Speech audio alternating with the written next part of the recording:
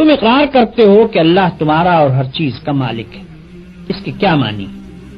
اس کے معنی یہ ہیں کہ تمہاری جان تمہاری اپنی نہیں، خدا کی ملک ہے. تمہارے ہاتھ اپنے نہیں، تمہاری آنکھیں اور تمہارے کان اور تمہارے جسم کا کوئی عضو تمہارا اپنا نہیں. یہ زمینیں جن کو تم جوتتے ہو، یہ جانور جن سے تم خدمت لیتے ہو، یہ مال اسباب جن سے تم فائدہ اٹھاتے ہو، ان میں سے بھی کوئی چیز تمہاری نہیں.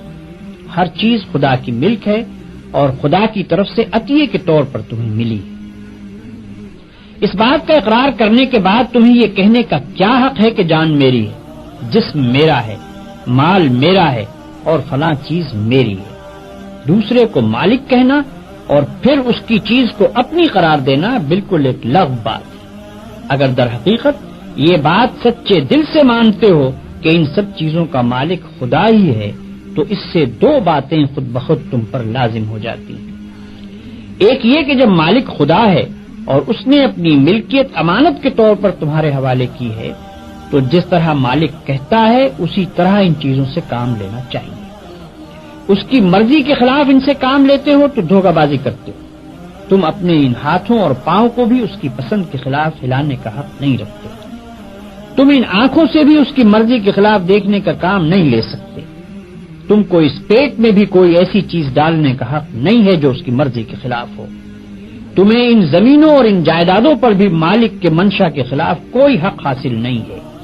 تمہاری بیویاں جن کو تم اپنی کہتے ہو اور تمہاری اولاد جن کو تم اپنی کہتے ہو، یہ بھی صرف اس لیے تمہاری ہیں کہ تمہارے مالک کی دی ہوئی ہے.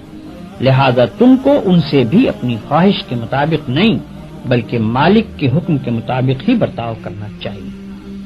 اگر اس کے خلاف کرو گے تو تمہاری حیثیت غاصب کی ہوگی. جس طرح دوسرے کی زمین پر قبضہ کرنے والے کو تم کہتے ہو کہ وہ بے ایمان ہے، اسی طرح اگر خدا کی دی ہوئی چیزوں کو تم اپنا سمجھ کر اپنی مرضی کے مطابق استعمال کرو گے یا خدا کے سوا کسی اور کی مرضی کے مطابق ان سے کام لوگے تو وہی بے ایمانی کا الزام تم پر بھی آئے گا. اگر مالک کی مرضی کے مطابق کام کرنے میں کوئی نقصان ہوتا ہے تو ہوا کرے.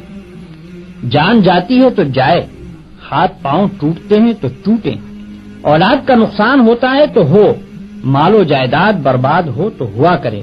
تمہیں کیوں غم ہو؟ جس کی چیز ہے وہی اگر نقصان پسند کرتا ہو تو اس کو حق ہے